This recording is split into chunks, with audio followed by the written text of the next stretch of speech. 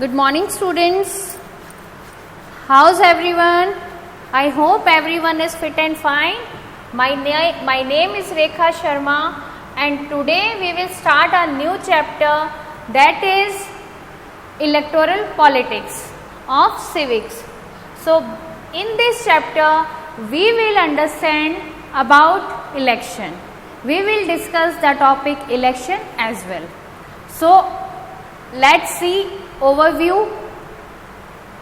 So students, in this chapter what we are going to study? In chapter number 2 we have seen that in a democracy it is neither possible nor necessary for people to govern directly. जैसे हमने chapter number 2 में पढ़ा था कि democracy के अंदर ये possible नहीं है कि जो पीपल हैं वो डायरेक्टली किसी भी कंट्री पे रूल कर ले.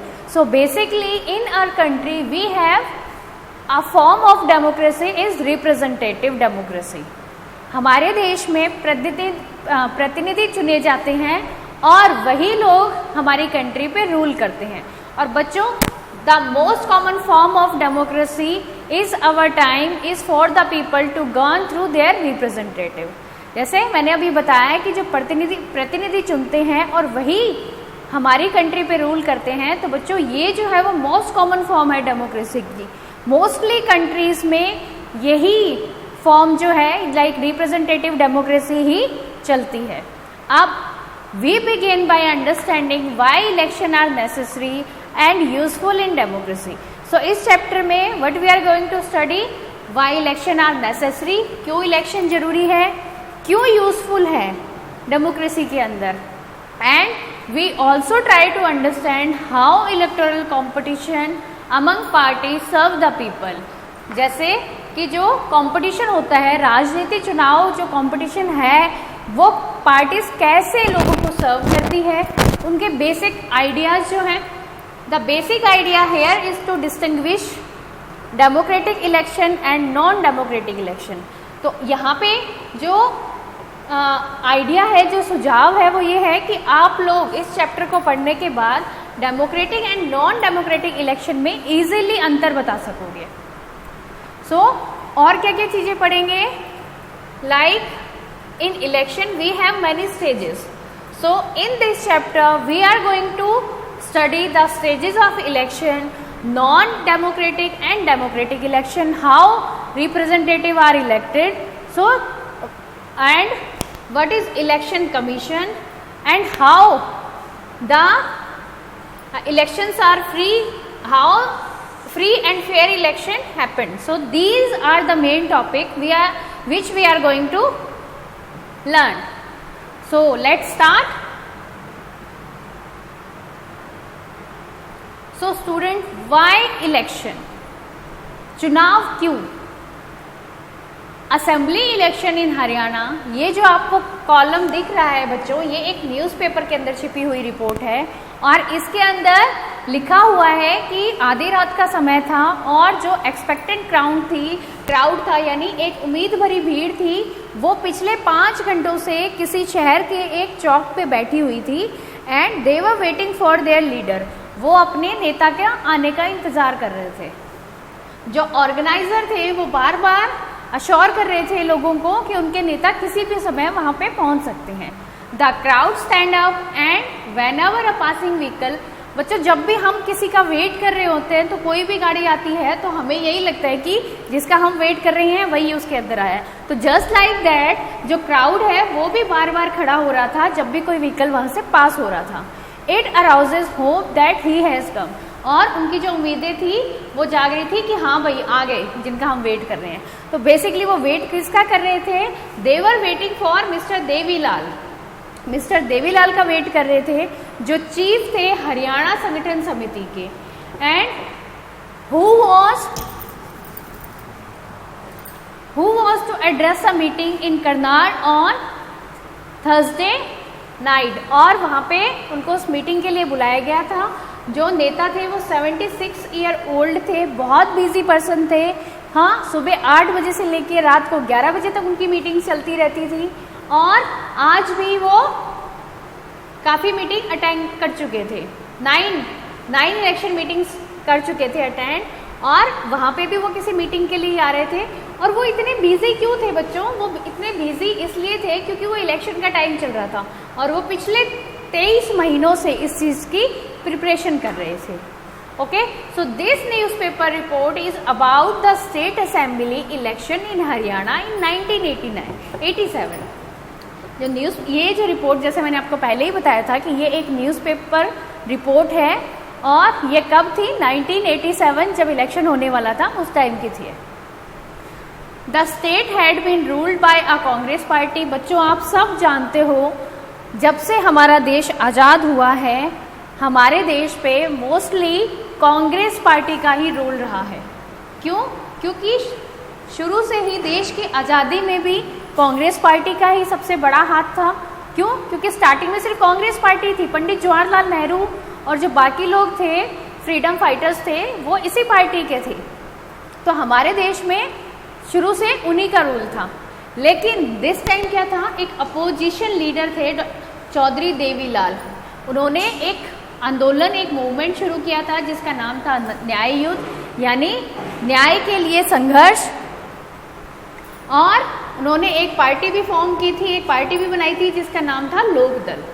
और his party join other opposition party to form a front against the Congress in election. और इनकी जो पार्टी थी उन्होंने एक अपोजिशन पार्टी को ज्वाइन कर लिया था ताकि वो कांग्रेस को के सामने खड़े हो सके इलेक्शन के अंदर। ओके, और जब कैंपेनिंग होती है, यानी कैंपेनिंग क्या होती है बच्चों? जब लोगों को कन्विंस करने के लिए जो अभियान किया जाता है, जिसमें जो कैंडिडेट होते हैं, जो उम्मीदवार होते हैं, वो काफ़ी जगहों पे जाते हैं, विजिट करते हैं, लोगों को अपनी उनके जो एजेंडा है, उनके जो मैनिफेस्टो है वो बताते हैं, प्रोमिसेस करते हैं कि we will do this thing, road अच्छी बनेगी, 24 घंटे बिजली रहेगी, 24 घंटे पानी रहेगा, we will do something for women security, for education, we will promote education of girls, just like that. So जो चौधरी देवीलाल जो थे वो भी सेम यही कैंपेनिंग के लिए इधर उधर हर जगह जाते थे। उन्होंने इलेक्शन से पहले कैंपेनिंग में लोगों को ये प्रॉमिस किया कि वो लोन के अंदर फार्मर्स और स्मॉल बिजनेसमैन को छूट दिलाएंगे। और ये प्रॉमिस उन्होंने पूरा भी कर दिया। जैसे ही जो उनकी गवर्नमेंट थी, जैसे ही वो सत्ता में आए, उनकी सरकार बनी, उन्होंने लोगों से जो प्रॉमिस किया था वो पूरा कर दिया। The people were unhappy with the existing government, यानी जब मिस्टर देवीलाल की सरकार नहीं बनी थी उससे पहले जो लोग थे वो बहुत ज़्यादा नाखुश थे। किससे? Existing government. एग्जिस्टिंग गवर्नमेंट कौन सी थी बच्चों उस टाइम पे? एग्जिस्टिंग गवर्नमेंट थी, वहाँ पे कांग्रेस की गवर्नमेंट थी उस टाइम पे। तो जो लोग थे वो खुश नहीं थे। They were also attracted by Devi Lal promise, और क्योंकि वो उससे अनहैप्पी थे, अपनी जो उनकी एग्जिस्टिंग गवर्नमेंट थी उससे, और इस कारण भी वो लोग मिस्टर देवीलाल की जो प्रॉमिस थे उसकी तरफ अट्रैक्ट हुए। लोगों ने भारी मात्रा में, काफ़ी अच्छी क्वांटिटी में लोकदल को वोट दिया। लोकदल और उसके जो गठबंधन था, सरकार थी उसके साथ, उसको। और 76, जैसे मैंने आपको लाइव क्लासेस के अंदर भी बताया हुआ है कि हरियाणा की 90 सीट्स होती हैं, तो उसमें से 76 जो सीट थी स्टेट असेंबली की वो लोकदल को मिली। और अगर हम बात करें मिस्टर देवीलाल की, तो 60 सीट्स उनको मिली थी। And the Congress could win only 5 seat. जो कांग्रेस थी, कांग्रेस की जो पार्टी थी, उनको सिर्फ 5 सीटें मिली थी। Once the election result were announce, the sitting chief minister resign. जैसा कि आप सबको पता है कि जैसे इलेक्शन का रिजल्ट अनाउंस कर दिया गया तो जो सिटिंग मिनिस्टर थे, यानी उस टाइम जो मिनिस्टर थे, उन्होंने रिजाइन कर दिया। और the newly elected member of legislative assembly, MLA की फुल फॉर्म होती है बच्चों मेंबर ऑफ लेजिस्लेटिव असेंबली, और एमपी की होती है मेंबर ऑफ पार्लियामेंट। हिंदी में एमपी को सांसद बोलते हैं और मेंबर ऑफ लेजिस्लेटिव असेंबली को विधायक। ठीक है बच्चों, तो ये बने। The governor invited Devilal to be the new chief minister. अब इलेक्शन हो गया, रिजल्ट आ गया। जो उस टाइम पे सिटिंग मिनिस्टर थे उन्होंने रेजिग्नेशन दे दिया। तो अब क्या होने वाला था? What is the next step? तो नेक्स्ट स्टेप क्या था कि गवर्नर ने मिस्टर देवीलाल को इनवाइट किया और उनको as a chief minister appoint कर दिया गया। ठीक है बच्चों, अब ये तो हमने यहाँ पे पढ़ा, लेकिन उसके बाद क्या हुआ बच्चों? उन्होंने अपने प्रोमिसेस तो निभाए, लेकिन उसके बाद जो नेक्स्ट इलेक्शन हुआ 1991 में, उस टाइम पे ये जो पार्टी थी लोक दल, ये ज़्यादा सपोर्ट नहीं मिला इसको, और दोबारा से जो कांग्रेस थी वो उन्होंने गवर्नमेंट बनाई। ठीक है, तो Congress won the election and form the government, यानी सेकेंड टाइम इलेक्शन जब हुआ तो उसमें देवीलाल की पार्टी नहीं, कांग्रेस ने ही सरकार बनाई थी। Okay, so let's start activity. Do you know when the last assembly election was held in your state? क्या आपको पता है कि आपके स्टेट में लास्ट असेंबली इलेक्शन जो थे वो कब हुए थे? Which other election have taken in your locality in the last 5 years? Write down the level of election, National Assembly, Panchayat, etc. When were they held and the name and the designation, MP, MLA, etc. of the person who got elected from your area. बच्चों ये आपकी activity, आपका homework है, ये आपको करना है। इस एक्टिविटी के अंदर आपको ये बताना है कि जो आपके स्टेट में लास्ट असेंबली इलेक्शन हुए थे वो कब हुए थे, और उसके अलावा भी कोई इलेक्शन हुए हैं क्या, और नेशनल असेंबली और पंचायत के जो लेवल है इलेक्शन का वो सब आपको करना है। ठीक है, अब why do we need election? Election की आवश्यकता हमें क्यों होती है, क्यों जरूरत पड़ती है हमें? So election take place regularly in any democracy, because democracy जो है, in democracy people have voting rights. So after a regular interval और after regular time they can choose their representative, or if they want to change him they can also do that. Okay, we noted in chapter 1 that there are more than 100 countries in the world in which election take place to choose people representative. यानी हमने chapter 1 में पढ़ा है कि ऐसे बहुत सारी हजारों कितनी 100 कंट्री है वर्ल्ड में जहाँ पे इलेक्शन होते हैं और लोग जो हैं अपनी रिप्रेजेंटेटिव को चुनते हैं। Also read that election are held in many countries that are not democratic. और हमने एक ये चीज भी पढ़ी है कि जो कंट्री नॉट डेमोक्रेसी है, जहाँ पे नॉन डेमोक्रेटिक कंट्री है, वहां पे भी इलेक्शन होते हैं। सो बच्चों देखो, election is must in every country hold election, right, whether they are democratic or non-democratic, it doesn't matter at all. Election hold every country. So, but why do we need election? That's the main question. Why do we need election? क्यों जरूरत पड़ती है हमें election की? So let's try to imagine a democracy without election. तो चलो एक imagine करते हैं एक डेमोक्रेसी जहाँ पे इलेक्शन ना हो। तो सबसे पहले बच्चों एक बात बताओ, जैसे डेमोक्रेसी है, a rule of people is possible without any election if all the people can sit together every day and take all the decision. अगर डेमोक्रेसी है वहां पे तो लोगों का क्या होता है, लोगों को राइट टू वोट मिला होता है, लेकिन अगर सारे लोग रोज साथ बैठे और सारे फैसले मिलजुल के लें तब बिना चुनाव के लोगों का शासन होना संभव है। लेकिन बच्चों ये पॉसिबल नहीं है कि इतने सारे लोग, फॉर एग्जाम्पल हमारे देश की पॉपुलेशन कितनी है और सारी जो पॉपुलेशन है sit together and try to make decision, one decision, so that is not possible. इतने सारे लोग बैठेंगे टुगेदर और every day and take all decision, this is not possible because for example in your class, let's take example of your class, आपकी class में 38 या 40 या 30 बच्चे हैं। सो क्या आप लोग जो 38 है या 40 हैं, आप लोगों का सेम फैसला होता है, कोई डिसीजन सेम होता है? नहीं होता। तो जब इतने सारे लोग एक साथ बैठेंगे तो how it going to be possible that they take one decision या same decision? I don't think so. Okay, so this is not possible in any large community, right? nor it is possible to everyone to have the time and knowledge to take decision of all matters. That is also a very important point, because for everyone to have the time, सभी लोगों के पास इतना time नहीं होता, और सभी लोगों के पास they do not have that much knowledge to take decision, right, on all matters. सबके पास हर चीज़ की नॉलेज नहीं होती है, तो ये पॉसिबल नहीं होगा, और सब लोगों के पास इतना टाइम भी नहीं होता है. So most democracy people rule through their representative. तो इसीलिए लोग जो हैं वो अपने रिप्रेजेंटेटिव को चुनते हैं, और मोस्टली डेमोक्रेसी में जो रूल होता है वो रिप्रेजेंटेटिव के थ्रू ही होता है. अब हम पढ़ते हैं इलेक्शन क्या होता है. ओके, सो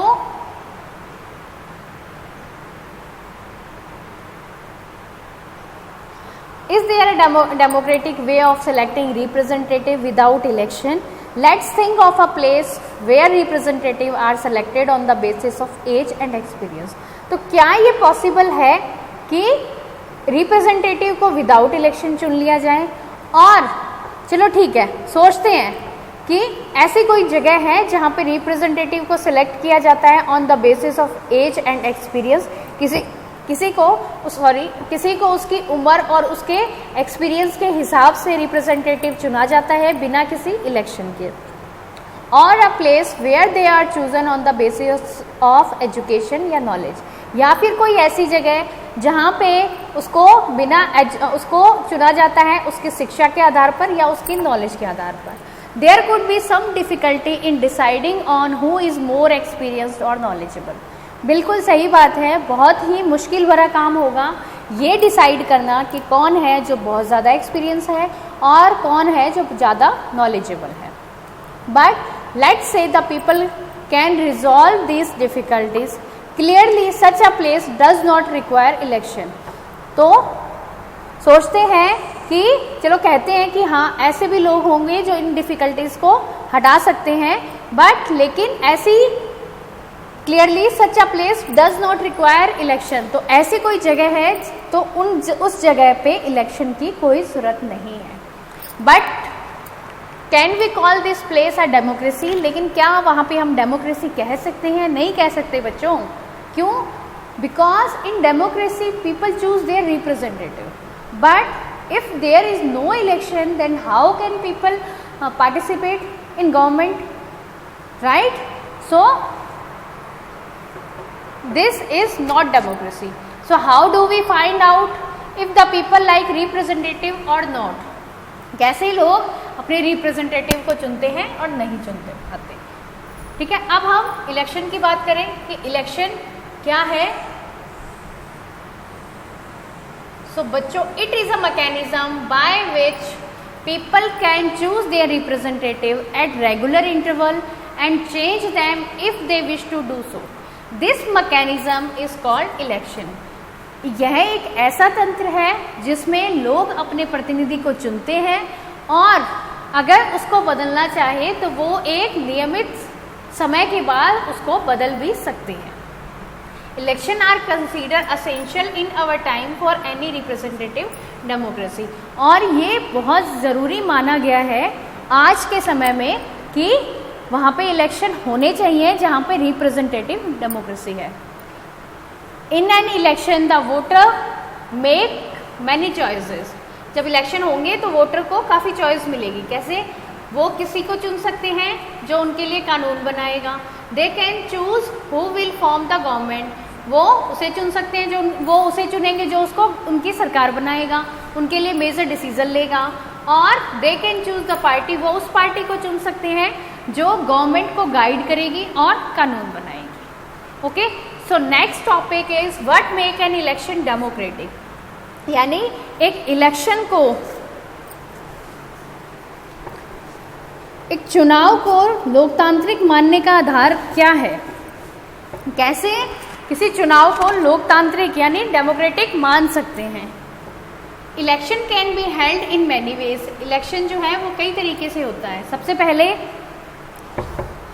जो डेमोक्रेटिक कंट्रीज़ हैं, जो लोकतांत्रिक देश है, वहाँ पे चुनाव होते हैं. For example our country India में भी चुनाव होते हैं, इलेक्शन होते हैं, यहाँ तक कि जो मोस्टली नॉन डेमोक्रेटिक कंट्रीज हैं वहाँ पे भी इलेक्शन होते हैं। So how do we distinguish democratic election from any other election? तो हम कैसे दोनों में अंतर करेंगे? जो डेमोक्रेटिक इलेक्शन है उसके किसी और इलेक्शन के बीच में हम कैसे उनको अंतर बता सकते हैं? तो सबसे पहले तो कैसे अंतर बताएंगे बच्चों? First, everyone should be able to choose, हर कोई चुनने के लायक हो। This mean that everyone should have one vote, every vote should have equal value. तो बच्चों यहाँ पे देखो, चैप्टर नंबर 1 में भी पढ़ा था हमने, सेकंड में भी पढ़ा था, universal adult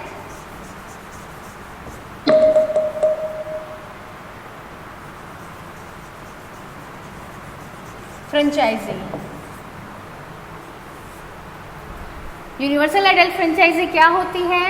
which have one vote and every vote should have equal value and everyone should vote, यानी सभी लोगों को वोट देना है without any discrimination on the basis of caste and colour. और किस तरीके से हम चुन सकते हैं कि जब भी इलेक्शन हो तो हमारे पास एक अच्छा free and fair electoral competition होना चाहिए। फॉर एग्जाम्पल कि हमारे पास कंट्री में जब इलेक्शन होते हैं तो हमारे पास कॉम्पिटिटर ज़्यादा होने चाहिए। थर्ड, कि जब भी चुनाव इलेक्शन होता है तो उसके लिए एक फिक्स्ड इंटरवल होना चाहिए, एक फिक्स टाइम पीरियड होना चाहिए। जैसे कि in India we have 5 year, every 5 year we can choose our representative. In Mexico they have time interval of 6 year. After 6 year they can choose their representative, right? And fourth जो है कि लोग जिसको भी चुनना चाहते हैं उसको चुन सकें। बेसिकली देखा जाए तो people are free to choose their representative, like in China, in Mexico and in Pakistan. They are democratic country but they just pretend as a democratic country, but they are not a democratic country because in their election people never choose their representative, because in China the Communist Party never give permission to any candidate to stand in election, right? In Mexico only PRI, that party always win, and in Pakistan the Parvez final decision after the election take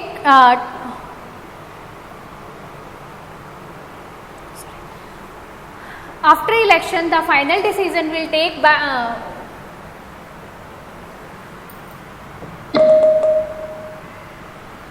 was taken by only Parvez Musharraf. So in Pakistan, Mexico and China there were no free election, like जो जनता थी उसको पूरा चुनने का मौका नहीं मिलता था। पाकिस्तान में परवेज़ मुशर्रफ और जो आर्मी चीफ थे वही फाइनल डिसीजन लेते थे। मैक्सिको में सिर्फ PRI जीतती थी, किसी और को, कोई और पार्टी को जीतने की परमिशन ही नहीं थी। थर्ड, अगर बात करें जिम्बाब्वे की, चाइना की, तो वहाँ पे क्या था कि कम्युनिस्ट पार्टी किसी को परमिशन ही नहीं देती थी इलेक्शन में खड़े होने के लिए। ओके बच्चों, next, what is our system of election, यानी जो राजनीतिक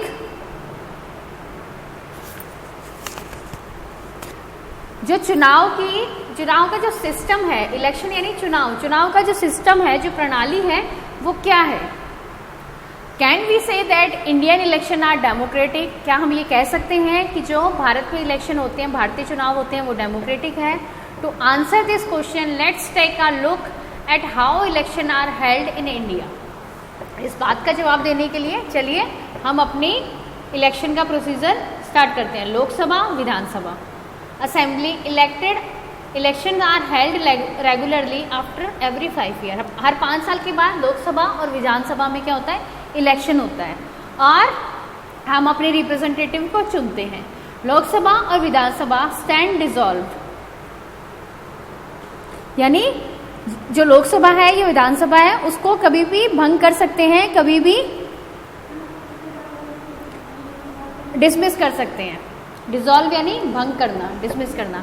election are held in all constituency at the same time, और जब इलेक्शन होते हैं तो वो सभी चुनावी क्षेत्र जो होते हैं उसमें एक टाइम पे होते हैं। This is called a general election, और इसको एक साधारण जो चुनाव होता है, आम चुनाव जिसको कहते हैं। Some time election is held only for one constituency to fill the vacancy caused by death और resignation of a member. This is if election is held only for one constituency to fill the vacancy caused by death or resignation of a member, it is known as by election. Hindi में उपचुनाव, हिंदी में उपचुनाव कहते हैं इसको। जैसे कि अगर किसी एक चुनावी क्षेत्र में किसी जो वहाँ पे सीएम है उनकी डेथ हो जाए या फिर उनको अपना इस्तीफा या रेजिग्नेशन देना पड़े, तो सिर्फ उस सीट के लिए जो चुनाव होंगे, सिर्फ उस चुनावी क्षेत्र में, निर्वाचन क्षेत्र में जो चुनाव होंगे उसको बाय इलेक्शन या फिर उपचुनाव कहा जाता है। ठीक है बच्चों। अब नेक्स्ट है electoral constituencies.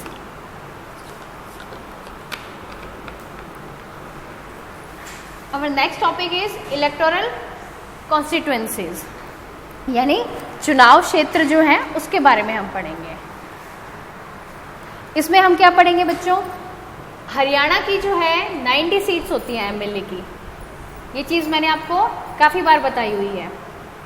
You may have wonder how they did that.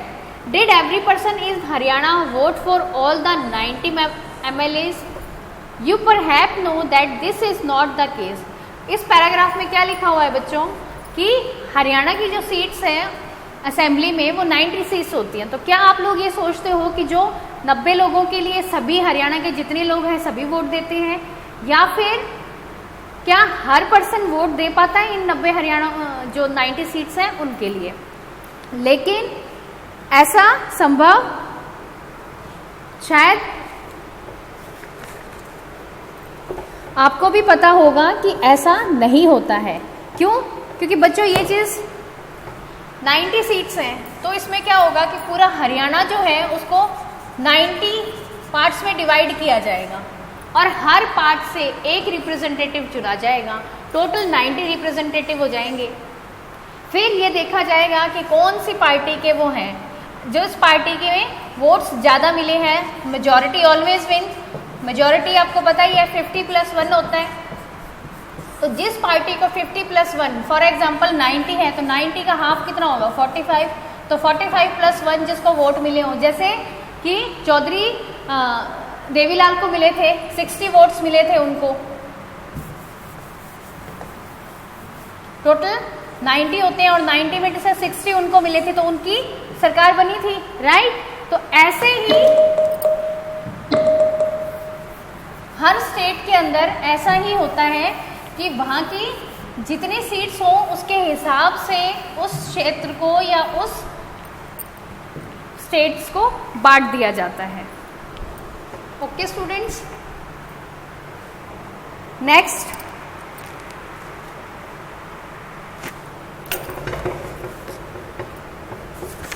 कुछ ऐसे भी रिजर्व कॉन्स्टिट्यूएंसीज, यानी कुछ ऐसे भी स्टेट्स हैं जिनके लिए कॉन्स्टिट्यूएंसीज मतलब जो सीट हैं वो रिजर्व की गई है। जैसे शेड्यूल कास्ट के लिए होती है या शेड्यूल कास्ट के लिए या शेड्यूल ट्राइब्स के लिए, उनके लिए सीट्स रिजर्व की जाती हैं। 84 सीट्स रिजर्व की जाती हैं शेड्यूल कास्ट के लिए और 47 होती है शेड्यूल ट्राइब्स के लिए।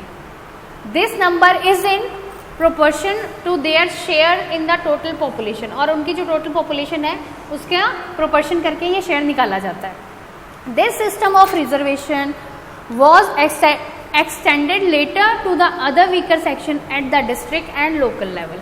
In many states, seats in rural, panchayat and urban जैसा आपको पता है कि जो रूरल एरिया होते हैं वहाँ पे पंचायत होती है, जो गांव ग्रामीण क्षेत्र है वहाँ पे ग्राम पंचायत होती है, और जो अर्बन क्षेत्र है वहाँ पे म्यूनिसिपैलिटीज एंड कॉरपोरेशंस होती हैं। अब हम बात करते हैं ओबीसी की। तो जो ओबीसी है उसके लिए भी सीट रिजर्व की जाती है। The proportion of seat reserve varies from state to state. बच्चों हर स्टेट्स की जो सीट रिजर्वेशन होती है वो अलग होती है। जैसे हमारी कितनी है 90, उसी तरह हम सिक्किम की बात करें तो सिक्किम और गोवा में कितना होगा 1 सीट है उनकी, ठीक है। तो ये चीज़ स्टेट टू स्टेट वरीज करती है कि उस स्टेट की पॉपुलेशन कितनी है, उसके हिसाब से भी ये चीज़ मैटर करती है। नेक्स्ट है वोटर लिस्ट। तो वोटर लिस्ट क्या होती है बच्चों? मतदाता सूची, right. Once the constituencies are decided, the next step is to decide who can and who cannot vote. जब निर्वाचन क्षेत्र डिसाइड हो जाते हैं, जैसे हरियाणा का हम बात करें तो 90 जो स्टेट्स हैं वो डिसाइड हो, कॉन्स्टिट्यूंसीज जो हैं वो डिसाइड हो जाती है।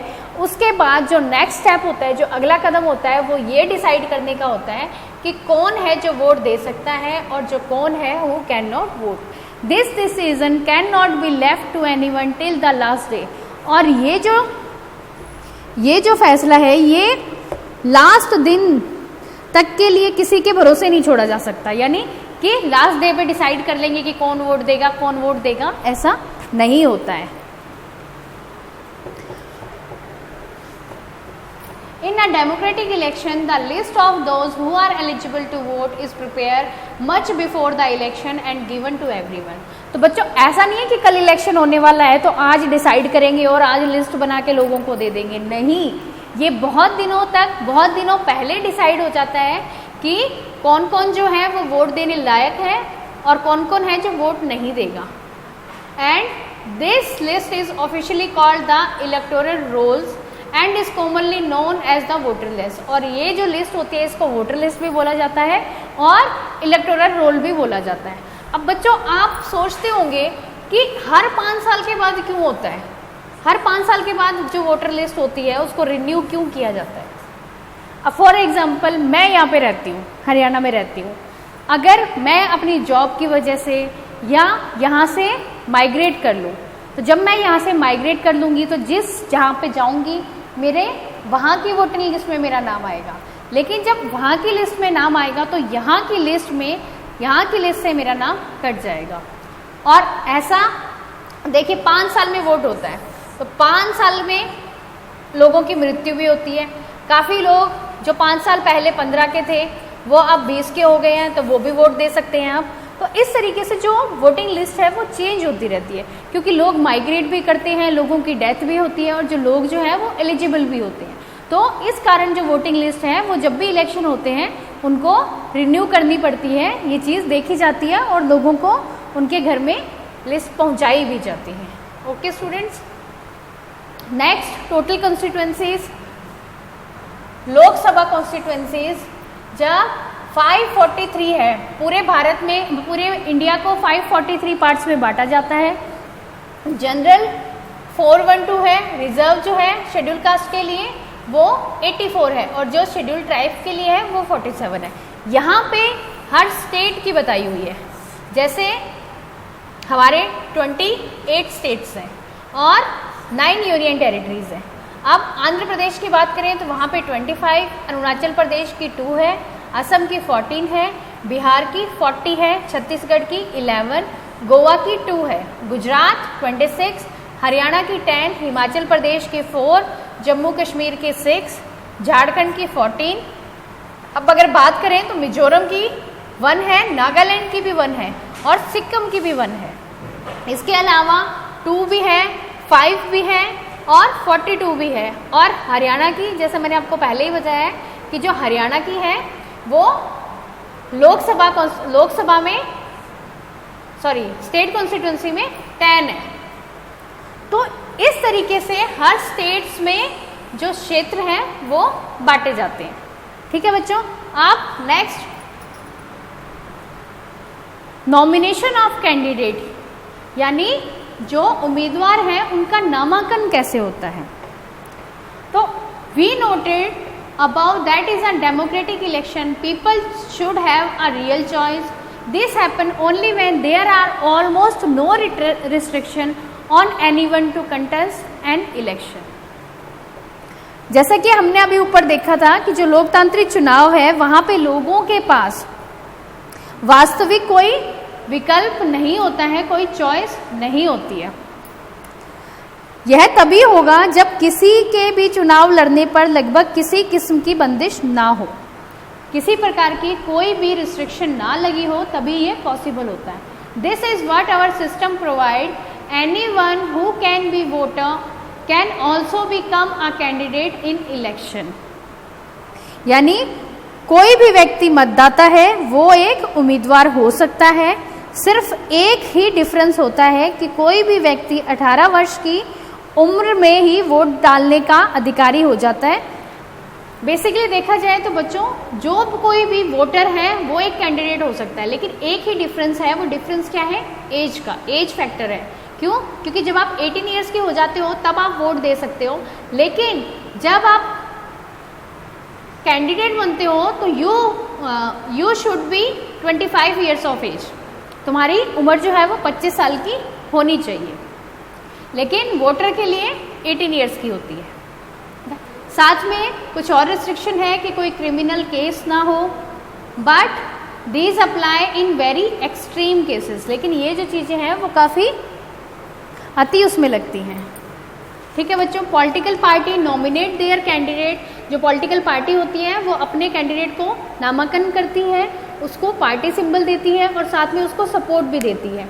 और ये जो पार्टी नॉमिनेशन होता है इसको पार्टी टिकट कहा जाता है। ठीक है बच्चों, every person who wish to contest an election has to fill a nomination form. जब भी कोई पर्सन, कोई आदमी है जो उसकी ये इच्छा है कि वो इलेक्शन में एज अ कैंडिडेट खड़ा हो, तो उसको एक नॉमिनेशन फॉर्म फिल करना पड़ता है। कुछ सिक्योरिटी यानी कुछ अमाउंट जो है मनी का वो डिपॉजिट करना पड़ता है। Recently a new system of declaration has been introduced on directly from the supreme court. अभी कुछ ही टाइम पहले एक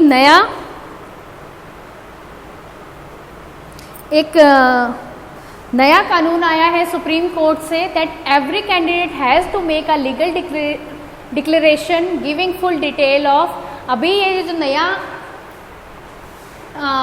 नई घोषणा है जो सुप्रीम कोर्ट ने की है कि हर कैंडिडेट को एक लीगल डिक्लेरेशन देना होगा, यानी एक लीगल डिक्लेरेशन देना है जिसमें उसको अपनी फुल डिटेल देनी है। जैसे सीरियस क्रिमिनल केस, कोई उसके खिलाफ कोई केस चल रहा है, सीरियस है, और कोई उसका पेंडिंग केस है जो उसके ऊपर चल रहा है। डिटेल ऑफ द एसेट्स यानी उसकी जो संपत्ति है या उसके ऊपर जो लाइबिलिटीज़ हैं उनकी डिटेल देनी है, उसकी फैमिली की, education qualification.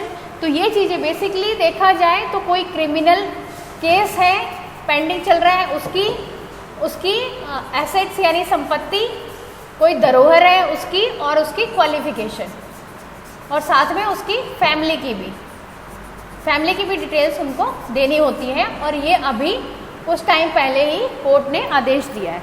This information has to be made public. This provide an opportunity to the voter to make their decision on the basis of their information provided by the candidate.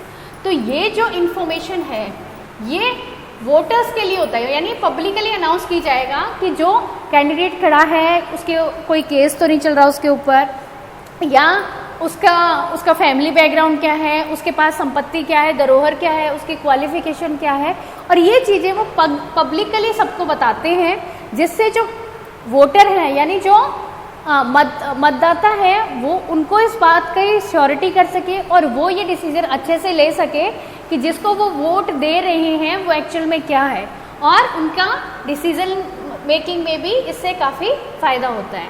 Next, educational qualification for candidate, यानी जिस उम्मीदवार है उसकी क्या qualification होनी चाहिए। Educational qualification are not relevant to all kind of job. जैसा कि एजुकेशनल क्वालिफिकेशन हर जॉब के लिए चाहिए होती है, ऐसा इसमें नहीं है।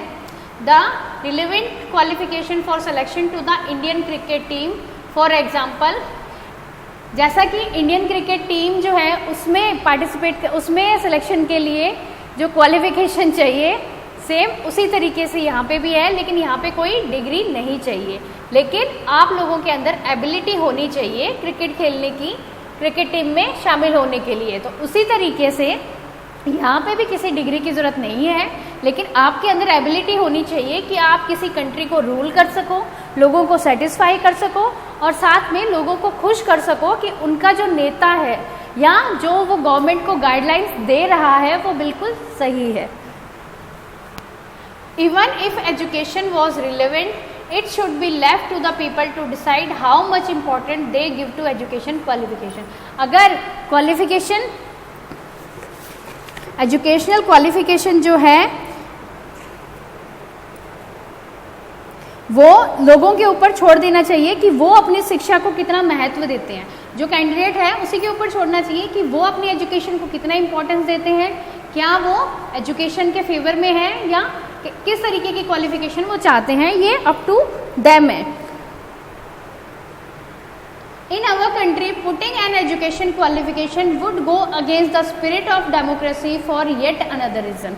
अगर हम बात करें हमारे देश में तो जो शैक्षणिक योग्यता की अगर हम कोई शर्त लगाते हैं तो वो एक जो हमारी डेमोक्रेसी है यानी लोकतंत्र जो है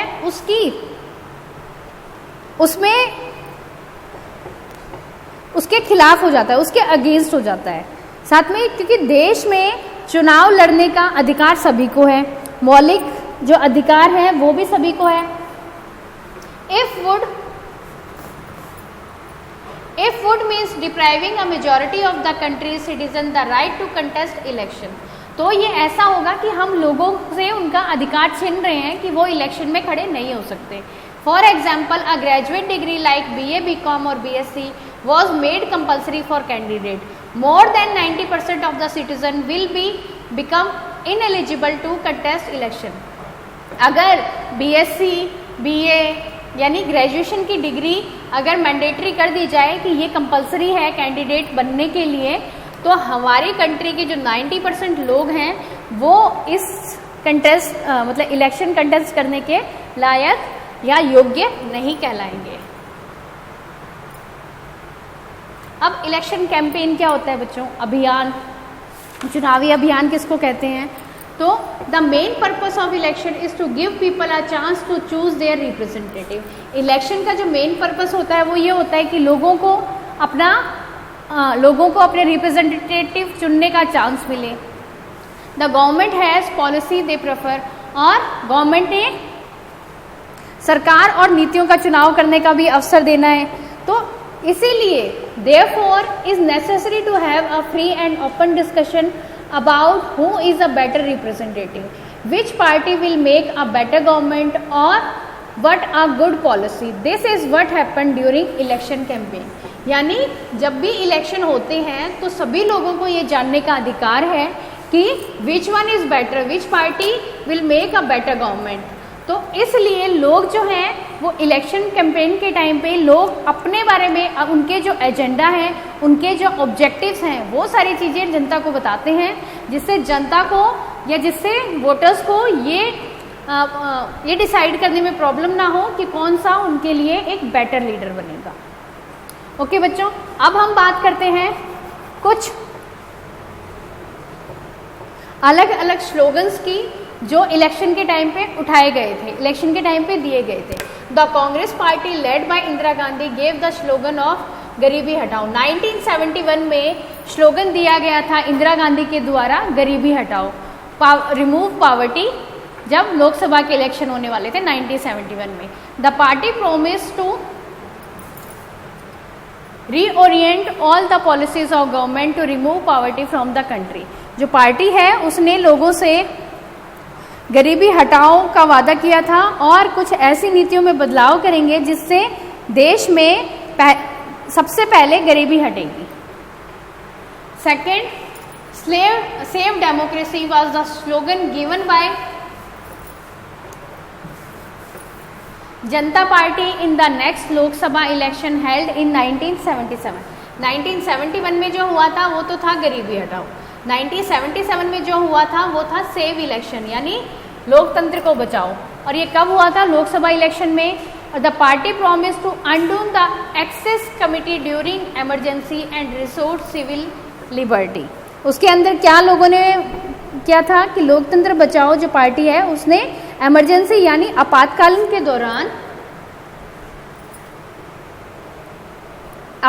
के दौरान जो जातियां की जाती हैं उसको ख़त्म कर देंगे और लोगों को उनकी आज़ादी यानी उनकी लिबर्टी जो है वो मिलेगी उस टाइम पे भी। The left front use the slogan land to the, जो लेफ्ट फ्रंट यूज जो थे यानी वामपंथी दल जो था 1977 में, उन्होंने बंगाल असेंबली इलेक्शन में लैंड टू द टिलर यानी जमीन जोतने वालों को नारा दिया था। Protect the self respect of the Telugus यानी तेलुगुस के स्वाभिमान का नारा दिया था 1983 में। आंध्र प्रदेश के विधानसभा चुनावों में तेलुगु देशम पार्टी थी आंध्र प्रदेश की, उन्होंने तेलुगु स्वाभिमान का नारा दिया था। ठीक है बच्चों, यहाँ पे हमारा ये चैप्टर कंप्लीट होता है। आई होप आपको चैप्टर समझ आया होगा। If you have any doubt you can ask me any question without any hesitations. Okay, thank you.